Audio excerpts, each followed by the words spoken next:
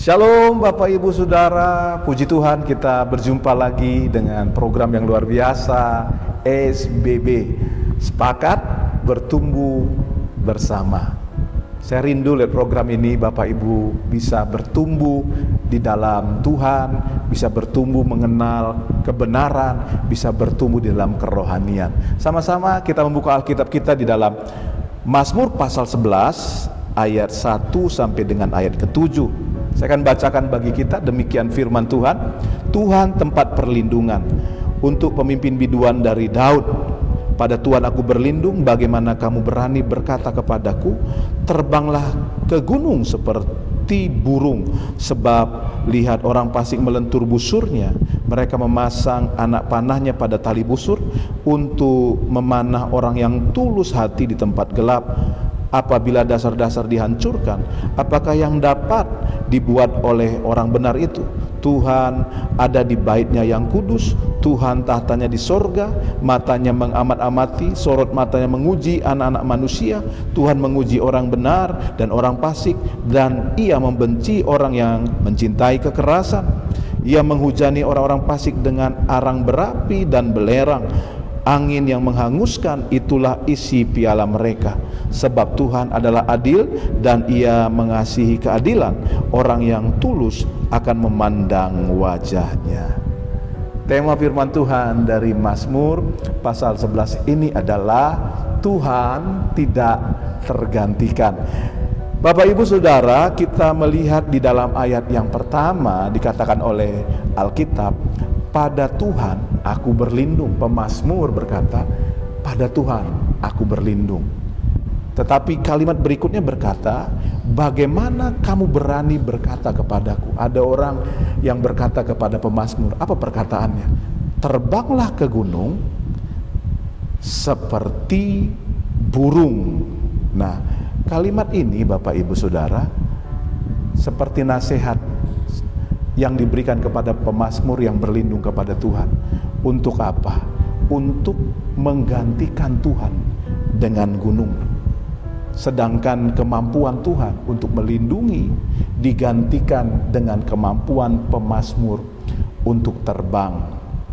Arti lebih jauhnya, yang lebih sederhananya mungkin Bapak Ibu seperti ini.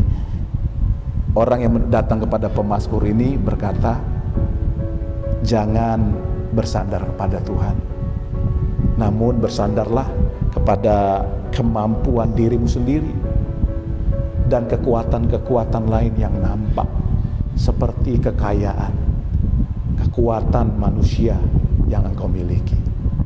Nah, nasihat ini Bapak Ibu muncul di tengah pemazmur mengalami persoalan, di tengah pemazmur menghadapi bahaya. Kalau kita lihat di dalam ayat yang kedua dikatakan begini, sebab lihatlah orang fasik melentur busurnya, ya, mereka memasang anak panahnya pada tali busur dan memanah orang yang tulus hati di tempat gelap. Pemazmur sedang dalam bahaya, ya, ada orang yang mau membinasakannya, ya, dan dikatakan dalam ayat ketiga, apabila dasar-dasar dihancurkan, apakah yang dapat dibuat oleh orang benar itu? Ya, Bapak Ibu Saudara, mungkin kita ini seperti pemazmur, ya, ketika menghadapi atau mengalami persoalan, ya. Ada orang-orang yang datang sama kita, ya, dan berkata, udah kamu nggak usahlah hidup terlalu benar-benar banget, nggak usahlah terlalu kudus banget, kamu tuh dalam persoalan, bisnismu sedang susah, udah lakukanlah yang dunia lakukan, suap aja biar lebih lancar dan lain sebagainya.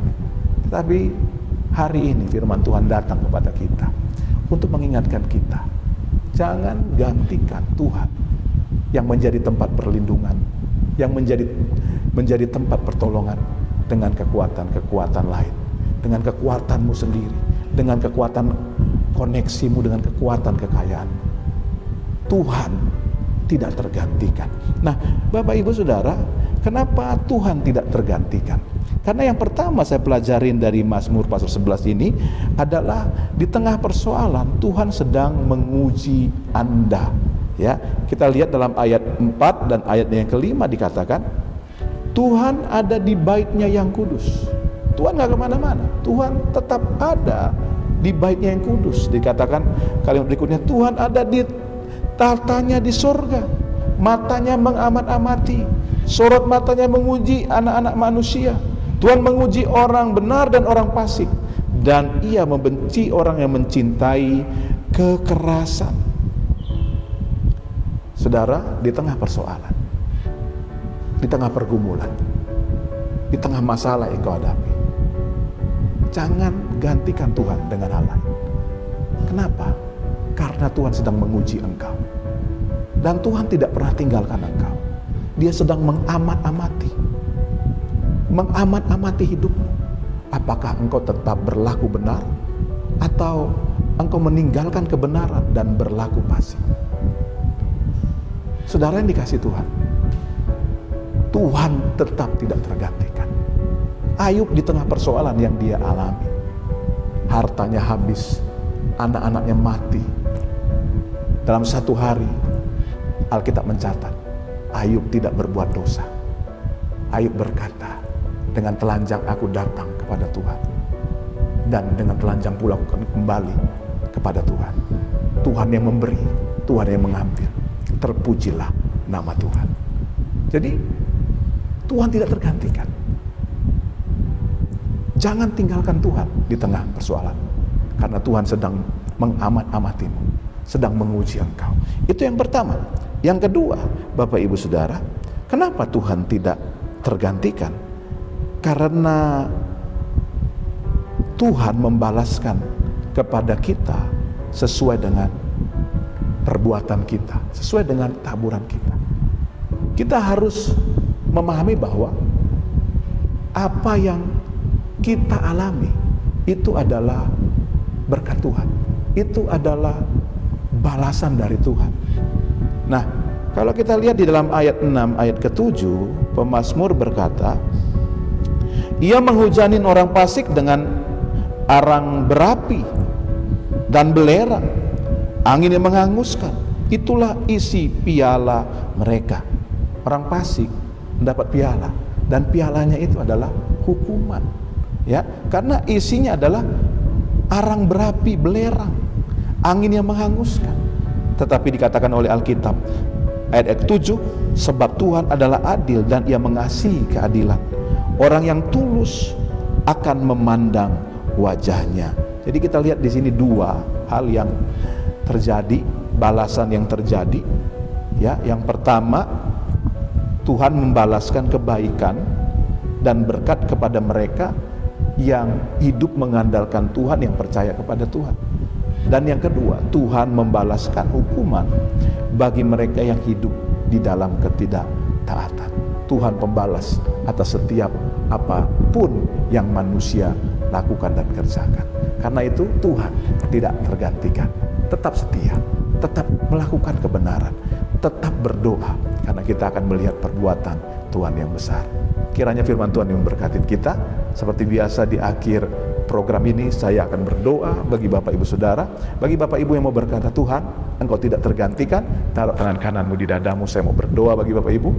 Mungkin ada di antara Bapak Ibu yang memiliki persoalan, apapun persoalan, entah sakit penyakit, entah apapun itu, engkau membutuhkan dukungan doa, taruh tangan kananmu di dadamu. Saya akan berdoa bagi Bapak Ibu Saudara, dan saya percaya ada kuasa Tuhan yang akan bekerja di dalam doa kita. Mari kita berdoa.